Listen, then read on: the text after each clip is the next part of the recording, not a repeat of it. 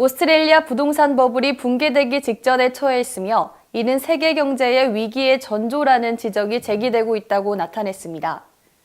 포브스는 12일 세계 경제 전망에 대한 우려가 높아지고 있는 상황에서 오스트레일리아 경제는 2007년 붕괴 전의 아일랜드와 닮았다라는 우려가 제기되고 있다고 보도했습니다.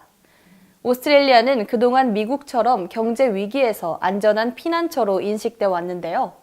오스트레일리아 경제는 27년 전인 1991년에 경기 침체를 겪은 이후 한 번도 경제 위기 상황에 빠진 적이 없었습니다.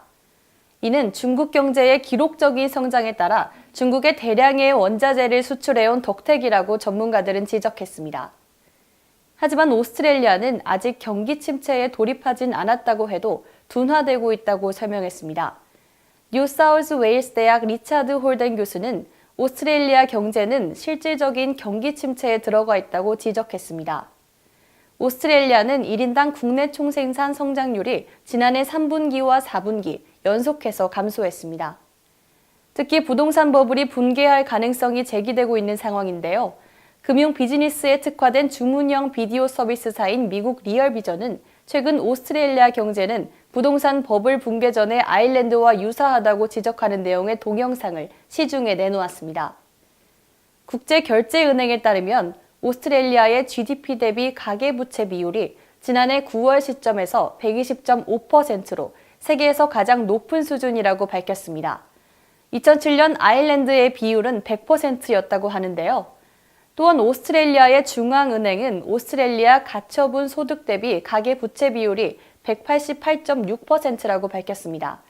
이 같은 비율은 2007년 아일랜드의 200%, 2008년 초 미국의 116.3%였다고 설명했습니다.